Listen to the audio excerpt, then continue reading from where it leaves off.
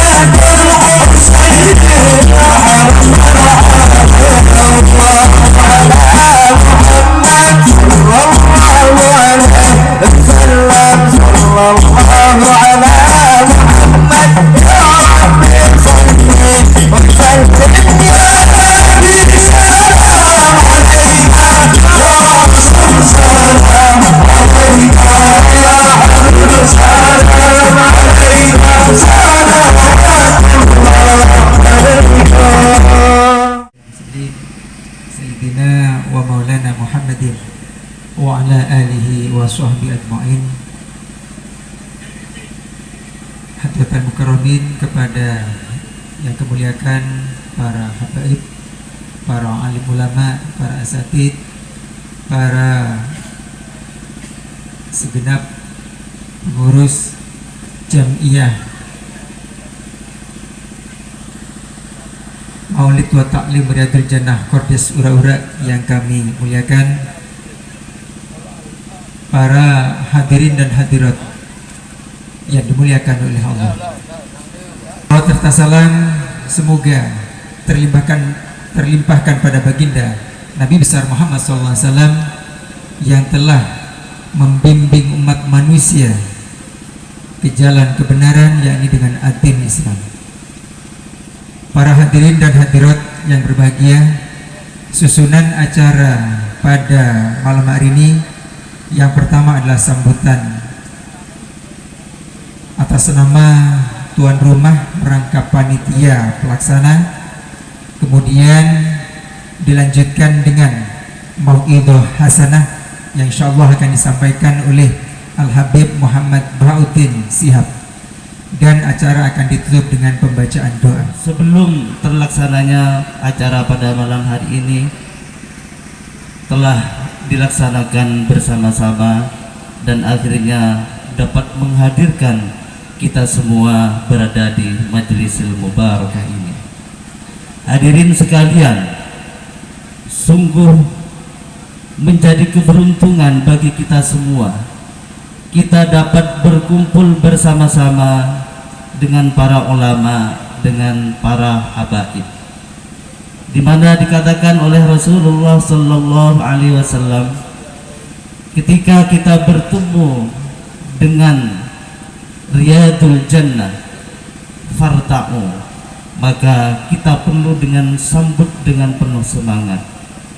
Dikatakan oleh para sahabat, apakah Riyadul Jannah itu?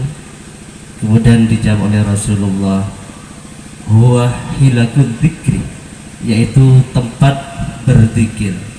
Sebuah keberuntungan bagi kita semua bersama-sama dengan majelis zikri. Dikarenakan di dalam majelis zikri di sana didapat hayatul lil qulub, akan menjadikan hidup hati kita semua. Acara selanjutnya adalah Mau'izatul Hasanah yang akan disampaikan oleh Al-Habib Muhammad Bahauddin Shihab. Namun sebelum Mau'izatul Hasanah, ada sebuah pengumuman yang perlu kami sampaikan, bahwa untuk rutinan selanjutnya, rutinan Korwil Gondang Legi akan dilaksanakan pada Ahad malam Senin tanggal 4 Juli 2021 bertempat di PAUD atau TPQ PAUD dan TPQ Syarifuddin, Jalan Kiai Haji Wahid Hashim, RT 9, Potuk Rejo, Gondang Legi. Pemandu acara mulai awal hingga akhir, apabila ada kekhilafan baik haliah ataupun maqaliyah, kami mohon maaf yang sebesar-besarnya. Kepada beliau dipersilakan. Wassalamualaikum warahmatullahi wabarakatuh. Allahumma shalli ala Muhammad.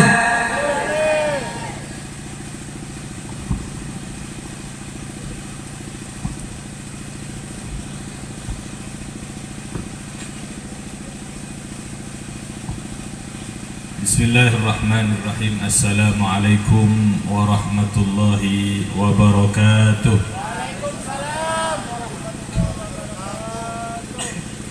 Alhamdulillah, wassalatu wassalamu ala rasulillah, Sayyidina wa maulana Muhammad ibn Abdillah wa ala alihi wa sahbihi wa man ittaba'a sunnatah wa iqtada bihudah. Allahumma salli wa sallim ala Sayyidina Muhammadin sahibil bushra, salatan tubashshiruna biha wa ahlana wa auladana wa jami'a masyayikhina wa muallimina wa talabatana wa talibatina min yaumina hadha ila yaumil akhirah, amma ba'du. Hadratal muhtaramin yang kami muliakan, para habaib, para anak cucu keturunan baginda Nabi Muhammad sallallahu alaihi wa alihi wa sahbihi wasallam. Merekalah ahlul bait, para turunan Nabi, yang Sayyidina Abu Bakar As-Siddiq radhiyallahu ta'ala anhu mengatakan, urqubu Muhammadan fi ahli baiti. Raihlah, gapailah kecintaan Nabi Muhammad sallallahu alaihi wasallam dengan memperhatikan, mencintai anak turunannya ahli baitin Nabi sallallahu alaihi wa alihi wasallam. Yang kami muliakan Khadimul Majlis Maulid wa Ta'lim Riyadul Jannah Malang Raya, Al-Habib Abdurrahman Barakbah, Habib Anis Asgaf, Habib Kadafi Bagil, Habib Abdul Qadir Al-Jufri, Khadimul Majlis Nurul Mustafa. Yang kami muliakan Habib Ali bin Abdurrahman Al-Baiti, Habib Jadid Al-Haddad, Khadimul Majlis Ratib Haddadil Qulub, dan para habaib yang lainnya. Yang kami muliakan para kiai, para ustadz, para tokoh-tokoh masyarakat, utamanya Kiai Haji Abdul Qadir bin Ahmad Syadili. Yang kami muliakan Ustadz Nur Sadiq, ustadz-ustadz yang lainnya, yang utamanya sahibul hajah Dr. Kiai Haji Imran. Hadirin hadirat yang dimuliakan oleh Allah, alhamdulillah kita bersyukur kepada Allah Subhanahu wa ta'ala. Di malam hari ini kita duduk berkumpul bersama habaib, bersama ulama, bersama ustadz, bersama-sama membacakan maulid Simtud Duror, bersama-sama lidah ini menyebut nama agung Allah, bersama-sama duduk berkumpul menghantarkan salawat dan salam kepada baginda Nabi Muhammad sallallahu alaihi wa alihi wa sahbihi wasallam. Mudah-mudahan ini dicatat oleh Allah sebagai tambahan amal ibadah kita, disimpan oleh Allah sebagai pundi-pundi amal kebaikan kita yang nantinya kelak di hari kiamat kita akan nikmati amal ibadah ini semuanya di surganya Allah Subhanahu wa taala. Amin ya rabbal alamin.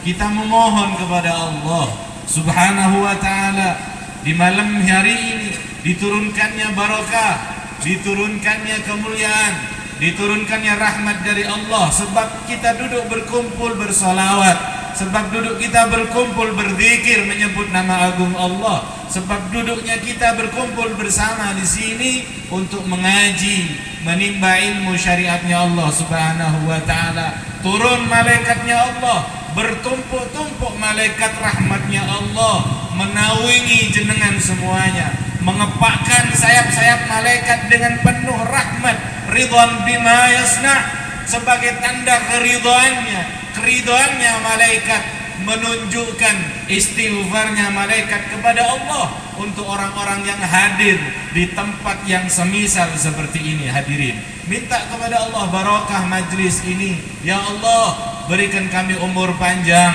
barakahi umur kami, sehatkan badan kami dalam taat kepadamu ya Allah. Berikan kami rezeki yang halal, yang banyak melimpah dan barokah. Tunaikan hajat kami ya Allah. Hajat dunia Kau mudahkan, hajat akhirat Engkau ampunkan. Ya Allah, yang sakit Engkau hilangkan penyakitnya, Engkau sehatkan badannya. Ya Allah, semua mara bahaya, malapetaka dan bencana jauhkan dari kami, dari bumi Indonesia ini. Amin ya rabbal alamin. Setelah Engkau ya Allah tunaikan hajat kami dengan panjang umur barokah semuanya, ketika Engkau sudah memberikan ketentuan, nyawa kami akan Engkau cabut dalam keadaan membawa iman dan Islam. Fatawaffana muslimina mu'minin, amin ya rabbal alamin. Hadirin yang dimuliakan oleh Allah, kita penduduk Indonesia yang ahlu sunnah wal jamaah, warga Nahdiyin, mempercayai ketika kita berkumpul di tempat-tempat yang baik, tempat-tempat yang di situ ada zikirnya, ada istighosahnya, ada tahlilannya, ada maulid yang dibaca, ada pengajian yang disampaikan. Kita meyakini di tempat tersebut ada malaikat rahmat Allah yang selalu tusabbihul malaikatu bitasbihim. Malaikat itu selalu memintakan ampun kepada Allah untuk orang yang hadir di tempat ini. Kita meyakini itu. Terlebih lagi kita juga meyakini di tempat-tempat yang seperti ini dikabulkannya hajat dan doa-doa kita.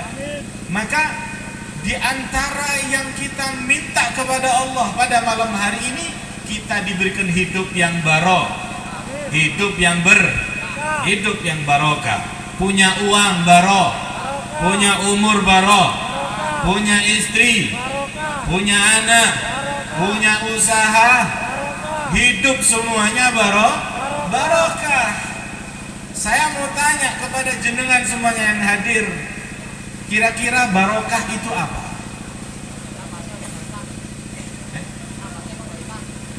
Dapat berkat, pulang dapat bingkisan jajan, berkat. Apa bu barokah bu? Kita minta kepada Allah berkah. Datang kepada Habib Abdurrahman, beb doa berkah. Datang ke Gus Kodir, beb Gus doa berkah. Kita mohon berkah, tapi nggak tahu apa kira-kira berkah. Berkah itu beb kalau kita buuh mulai angsal ambianlah panganan doa. Allahumma salli ala Muhammad. Hadirin, Asy-Syaikh Syamsuddin Asy-Sya'rawi mengartikan makna al-barakah. Kata beliau, makna al-barakati an-numu wa ziyadatu minal khairi wal karamati indallah. Kata beliau, barokah itu adalah berkembangnya dan bertambahnya minal khairi, dari kebaikannya. Yang berkembang, yang bertambah bukan PC. Yang berkembang dan yang bertambah bukan harta. Yang berkembang, yang berkembang bukan rumah, bukan sawah, tapi yang berkembang dan yang bertambah adalah kebaikannya di sisi Allah. Taatnya semakin meningkat, kemuliaannya semakin mulia di sisi Allah Subhanahu wa ta'ala. Itu artinya hidup yang barokah, orang yang memiliki kehidupan yang berkah, itu artinya Allah memberikan dia rahmat, Allah memberikan dia inayah serta taufiknya, dimudahkan baginya oleh Allah untuk melakukan ketaatan, kebaikan di dunia, selalu menambahkan kebaikan dan kemuliaannya di sisi Allah. Itu barokah.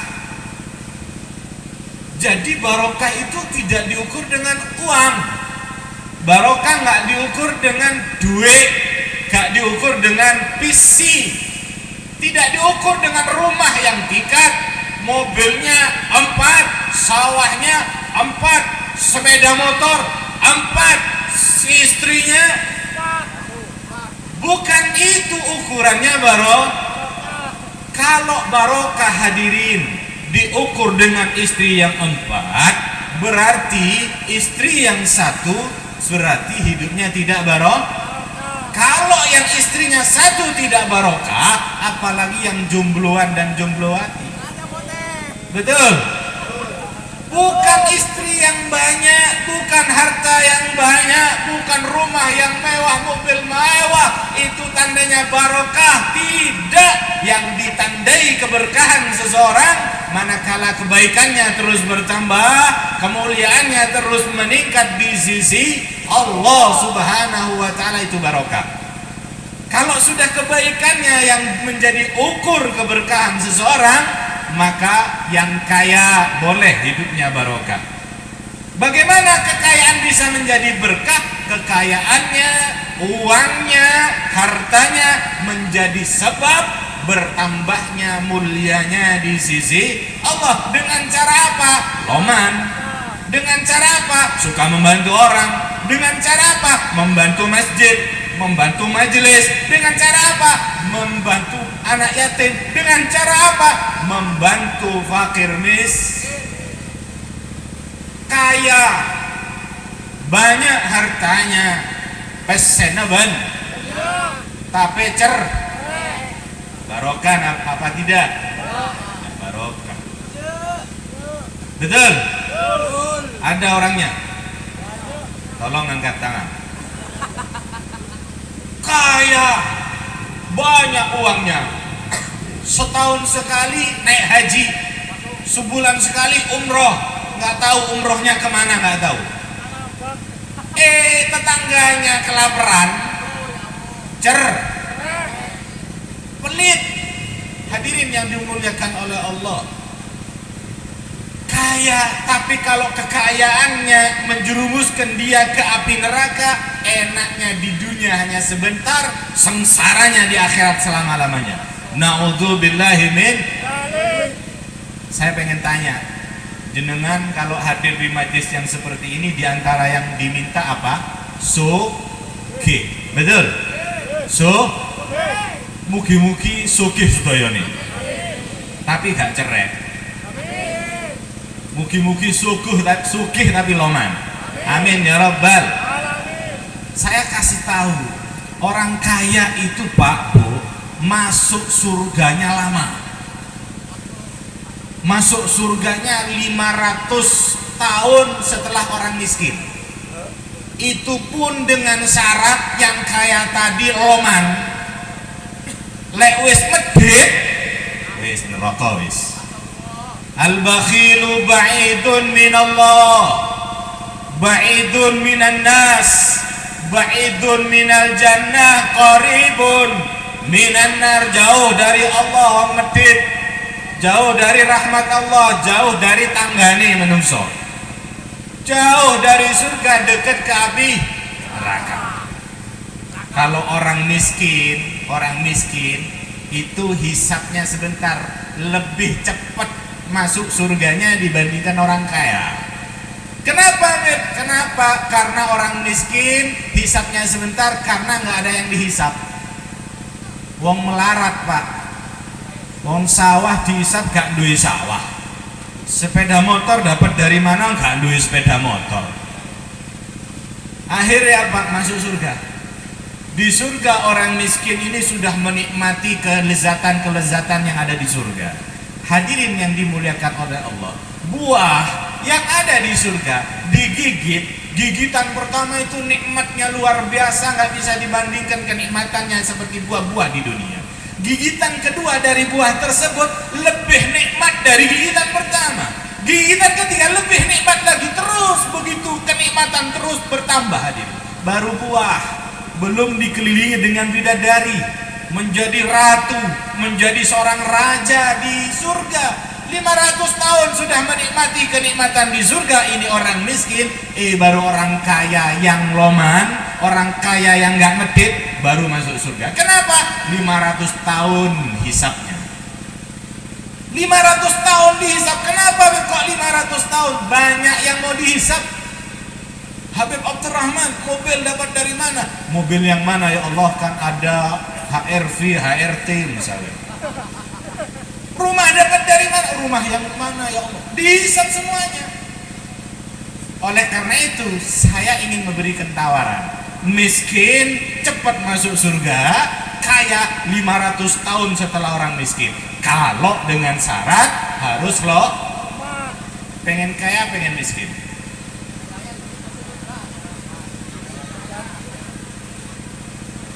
Yang pengen kaya angkat tangan. Kaya cepat masuk.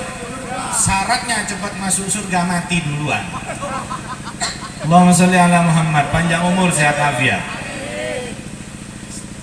Orang miskin, ya, orang miskin potensi besar, peluang besar untuk masuk surga. Karena dalam riwayat kebanyakan penduduk ahli surga orang-orang miskin. Sedikit sekali orang kaya yang masuk surga. Pilih yang mana, peluang besar atau peluang sedikit? Peluang berarti pengen miskin. Yang pengen miskin saya doakan.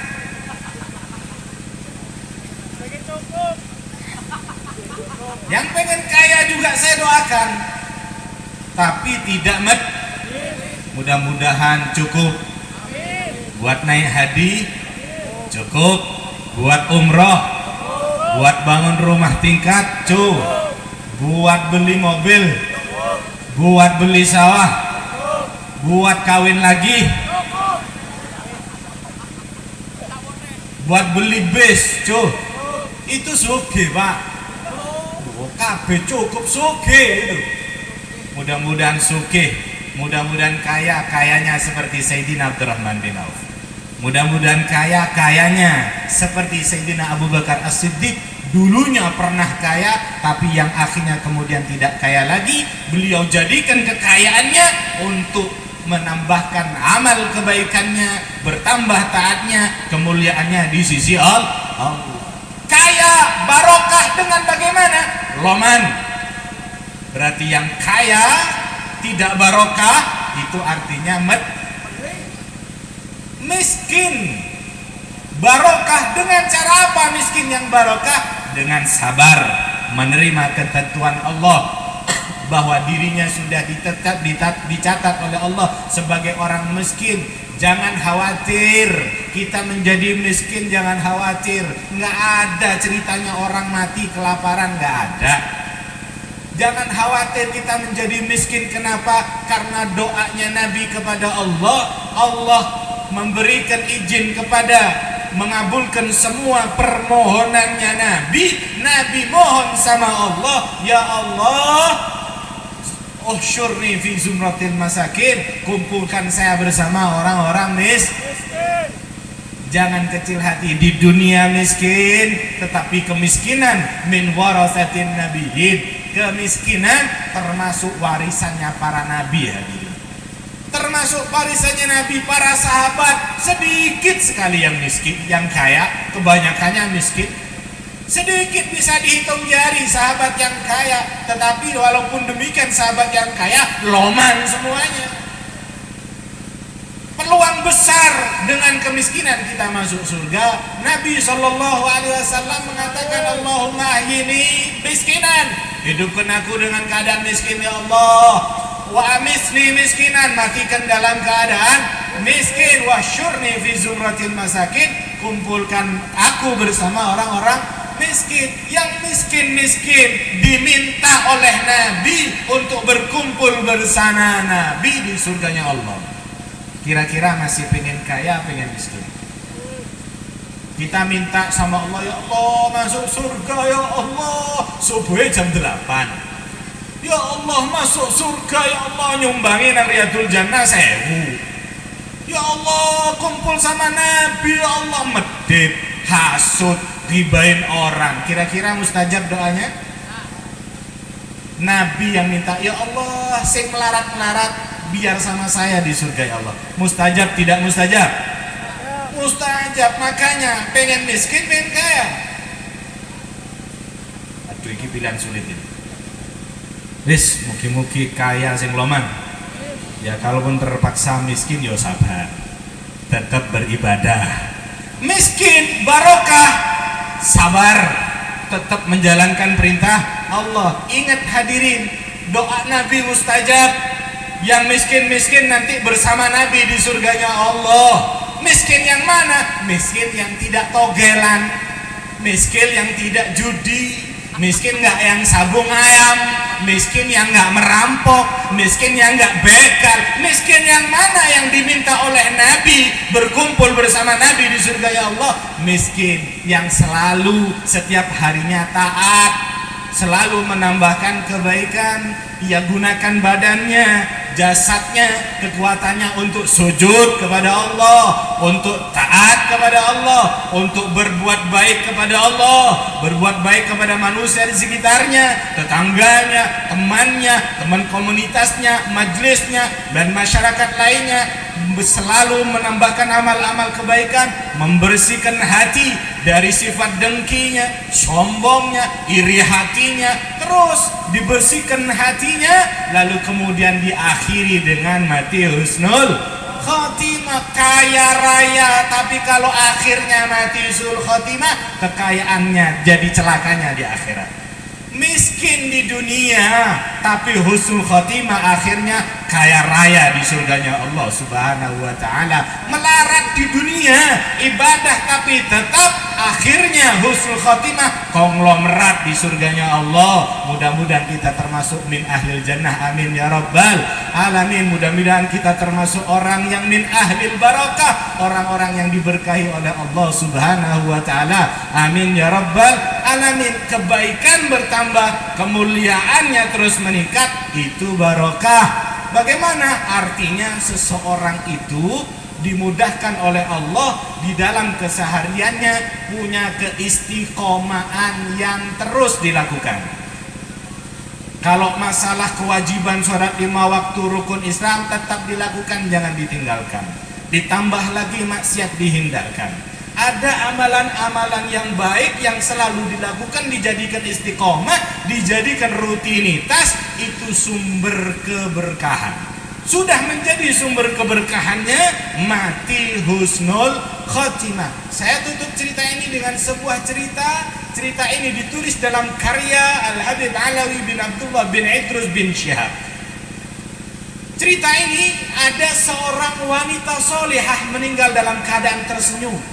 Ada wanita meninggal dalam keadaan mesem, tanda sebagai orang mati yang dalam keadaan husnul khotimah. Singkatnya, ketika wanita yang meninggal dalam keadaan tersenyum ini ingin dimandikan oleh wanita-wanita di sekelilingnya, ada satu wanita mendekatkan mulutnya ke telinganya wanita yang sedang meninggal dalam keadaan tersenyum ini, seraya bertanya, ya fulana, limada tamutina mutabassimatan, wahai perempuan yang saat ini kau indah dengan senyummu husnul khatimah, kenapa engkau mati dalam keadaan tersenyum? Hadirin yang dimuliakan oleh Allah, setelah dimandikan, dikafankan, dikusolatkan dan dikuburkan, Allah memberikan izin kepada ruh wanita yang sudah meninggal ini datang ke alam mimpi wanita yang bertanya. Terjadilah dialog di dalam mimpi antara orang mati dan orang hidup. Wanita solihah itu di dalam mimpinya orang yang bertanya itu mengatakan, kau yang ingin tahu kenapa aku mati dalam keadaan tersenyum, dengarkan dan perhatikan. Dulu ketika aku hidup, aku punya kebiasaan yang baik, punya keistiqomahan yang bagus. Apa itu? Aku terbiasa. Setiap hariku aku terbiasa keluar dari rumahku, aku bersedekah kepada siapapun yang aku temui. Kenal nggak kenal, aku sedekah. Di keesokan harinya aku tidak punya uang yang begitu banyak, tapi tidak menghentikan diriku untuk bersedekah. Tetap keluar dari rumahnya, bersedekah dengan siapapun yang ia jumpai. Di keesokan harinya ia seperti biasa keluar untuk mencari orang yang ingin ia sedekahkan kepadanya, tapi tidak menemukan siapapun yang ia jumpai kecuali seekor binatang keledai yang lewat di depan pintu rumahnya. Ia berikan makan seekor keledai tersebut, ia berikan minum sampai kenyang, lari itu seekor binatang keledai.